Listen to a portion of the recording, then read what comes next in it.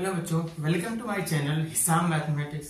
बच्चों, पिछले लेक्चर में हमने आपको ट्रायंगल की जो एक प्रॉपर्टी होती है, कॉन्ग्रुएंट प्रॉपर्टी, किसी ट्रायंगल को कॉन्ग्रुएंट प्रूफ करने के लिए जो दूसरी प्रॉपर्टी होती है ASA congruence rule, angle side angle congruent rule को हमने बताया था।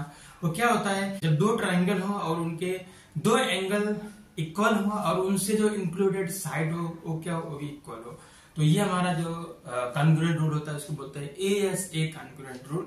और इस लेक्चर में हम देखेंगे कैसे ASA कॉन्ग्रुएंट रूल को प्रूफ करते हैं, तो उसका प्रूफ हमें देखना है इस लेक्चर में।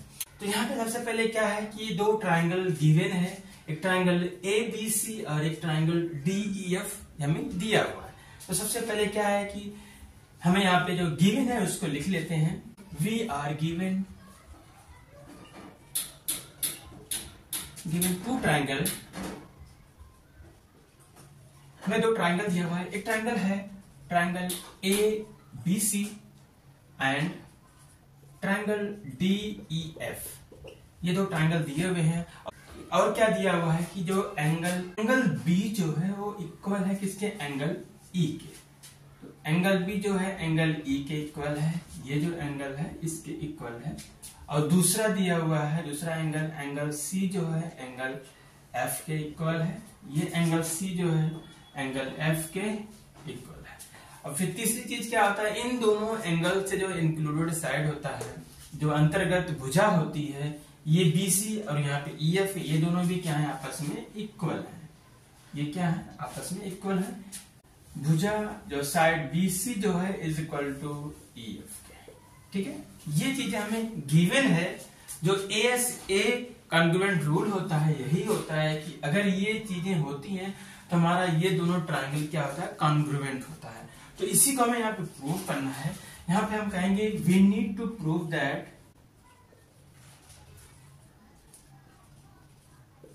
मतलब हमें सिद्ध करना है कि क्या सिद्ध करना है कि ट्रायंगल जो ट्रायंगल ABC जो है वो कॉन्ग्रुएंट है, सर्वांगसम है किसके, ट्रायंगल DEF के। ये चीज हमें क्या करना है, प्रूफ करना है, सिद्ध करना है।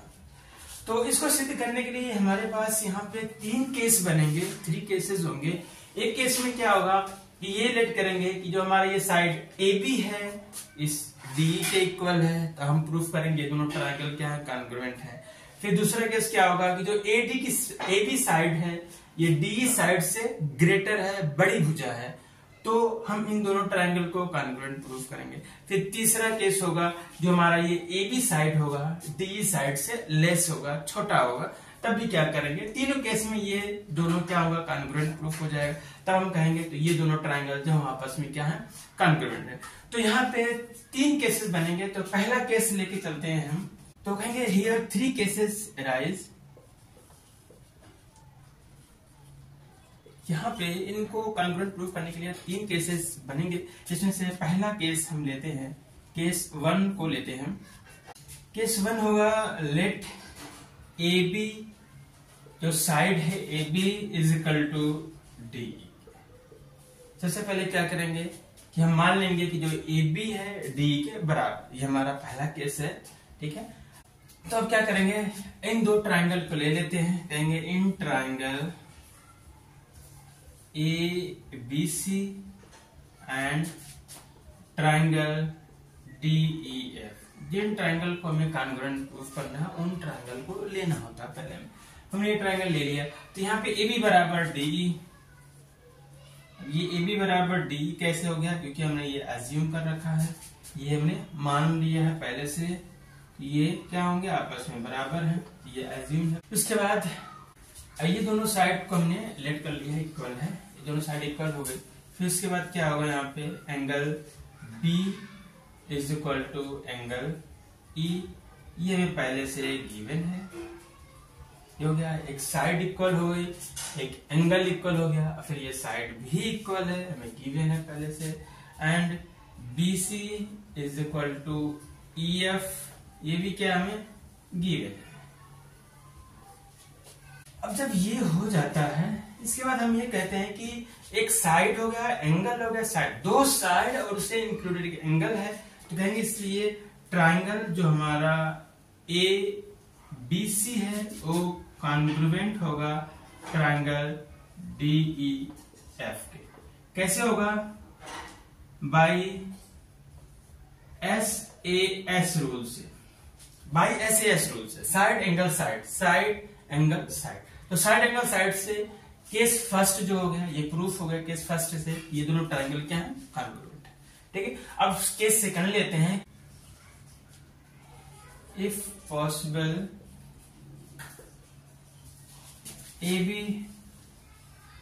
Greater than D।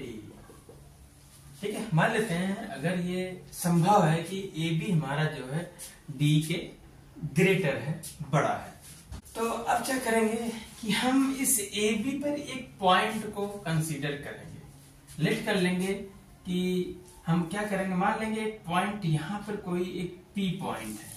ठीक है, अभी जो BP होगा ये D के इक्वल, क्योंकि ये साइड पूरी इससे बड़ी है, तो हमने कुछ ऐसा पॉइंट यहाँ पे ले लिए हैं कि BP जो होगा, ये जो लेंथ होगी BP, ये D के इक्वल है। ये P इस तरीके से लिया गया है। So we can take a point P such that, इस प्रकार से हमने लिया है कि जो PB की जो लेंथ हो इज इक्वल टू किसकी हो? DE के। तो ये पॉइंट जो है यहां से यहां तक ये जो लेंथ है ये इक्वल हो इसके, इस पूरी। तो अब क्या करेंगे, एक पॉइंट यहां से, अब इस पॉइंट को C से हम क्या करेंगे, मिला देंगे। ये पॉइंट एक मिल गया, एक हमारा ये ट्रायंगल बन गया PBC। अब ट्रायंगल PBC और ट्रायंगल DEF में देखेंगे कि ये दोनों कॉन्ग्रुएंट है या फिर नहीं। कहेंगे now in triangle PBC and एक ट्रायंगल है DEF, इसमें देखते हैं, क्योंकि यहाँ पे देखो PB जो हमारा है, ये PB जो है इक्वल है DE के। कैसे है? ये कंस्ट्रक्शन से आया, जो हमने कंस्ट्रक्शन किया है बाय कंस्ट्रक्शन, या कह सकते हैं कि ये जो आया है रचना से आया है। ठीक है, ये हो गया बराबर। फिर उसके बाद एंगल भी हमारा एंगल E के बराबर है ही है, ये हमें पहले से गिवन है। फिर एक साइड जो है BC, ये BC बराबर है EF के। हमें सिर्फ ट्रायंगल PBC और DEF में देखना है, इसको छोड़ देना है। ठीक है, इस पार्ट को हमें छोड़ देना है, सिर्फ इतने को लेके चलना, ये वाला पार्ट और पूरा ये। तो यहाँ पे BC जो है EF के इक्वल तो पहले से है, ये भी क्या हमें पहले से दिया हुआ है, गिवन है। तो देख रहे हैं साइड एंगल साइड, तो साइड फिर एंगल साइड से ये दोनों ट्रायंगल क्या हो जाएंगे? कॉन्ग्रुएंट हो गए। कहेंगे इसलिए जो ट्रायंगल PBC होगा वो कॉन्ग्रुएंट होगा ट्रायंगल DEF के। ये होगा बाई SAS रूल से। ठीक है, अब चूंकि ये दोनों ट्रायंगल क्या है? कॉन्ग्रुएंट हो गए, तो CPCT से जो कहते हैं कि सर्वांगसम त्रिभुज के संगत भाग क्या होते हैं? बराबर होते हैं। जो कॉन्ग्रुएंट ट्रायंगल होते हैं उनके करस्पॉन्डिंग पार्ट्स इक्वल होते हैं।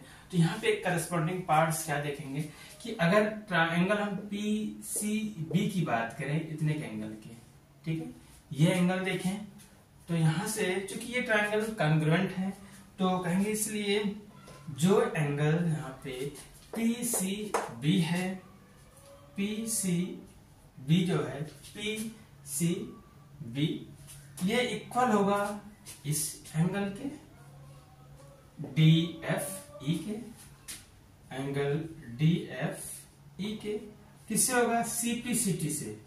ठीक है, corresponding parts of congruent triangle. ठीक है, but we are given that, हमें क्या दिया हुआ है? But we are given that, हमें क्या दिया है?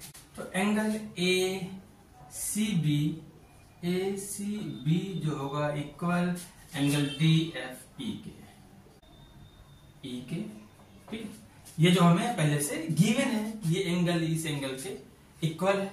तो इस दोनों इक्वेशन को देखेंगे तो एंगल PCB बराबर है DFE के और AC बराबर है DFE के। इसका मतलब ये हो गया इन दोनों इक्वेशन से बात करेंगे तो हो जाएगा, तो ACB हो जाएगा इक्वल किसके है, PCB के। मतलब सो एंगल ACB जो होगा इक्वल होगा एंगल PCB, एंगल PCB। ये तभी पॉसिबल है, ये तभी संभव है जब ये दोनों पॉइंट एक ही पॉइंट होंगे, ठीक है, कॉन्सिडेंट पॉइंट होंगे, तभी ये दोनों एंगल सेम हो सकते हैं। This is possible only if P coincident with A।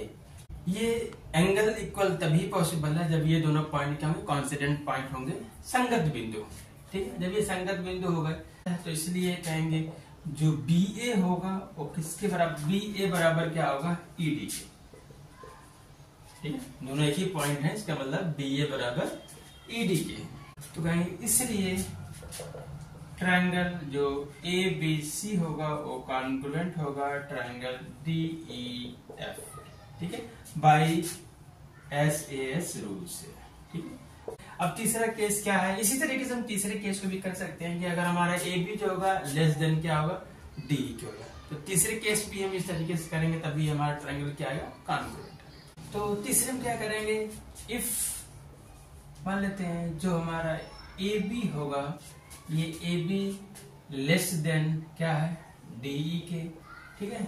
अगर AB लेस देन DE के है तो इसी तरीके से क्या करेंगे, हम एक पॉइंट DE पे लेंगे, क्योंकि ये लाइन अब ये जो D लेंथ है इससे बड़ी हो गई, ये छोटी है, तो इस पर कोई एक पॉइंट ले लेंगे। मान लेते हैं हम M पॉइंट ले रहे हैं, तो M पॉइंट हम इस प्रकार से लेंगे कि जो ये AB लेंथ है पूरी, ये किसके इक्वल होगी, ME के इक्वल होगी, ठीक है। तो इस तरीके से एक ट्रायंगल हमारा यहाँ पे बन जाएगा। तो इस ट्रायंगल MEF और ट्रायंगल इसी तरीके से ABC को भी हम प्रूव कर देंगे कॉन्ग्रुएंट, ठीक है। तो इस तरीके से हम यहाँ पे देखेंगे कि ये जो MFE एंगल होगा DFE एंगल के इक्वल आ जाएगा। ये तभी इक्वल होगा, तभी पॉसिबल होगा जब ये दोनों पॉइंट क्या कोइंसिडेंट होंगे या संगत बिंदु होंगे, तभी जाके ये दोनों ट्रायंगल हमारे क्या होंगे, कॉन्ग्रुएंट हो जाएंगे। तो ये दोनों ट्रायंगल क्या हो जाएंगे, कॉन्ग्रुएंट हो जाएंगे। तो इस तरीके से इसको हम क्या कर सकते हैं, प्रूव कर सकते हैं। तो यहाँ पे इस कंक्लूजन को लिख लेते हैं। यहाँ पे अगर ये लेस देन D है तो we can choose a point, we can a point M, ये M किस पे लेंगे, DE पर, सच दैट इस तरीके से लेंगे कि ME बराबर होगा AB, such that ME is equal to AB, ठीक है। इस तरीके से हम एक पॉइंट ले लेंगे जो ME बराबर AB के होगा। And repeating the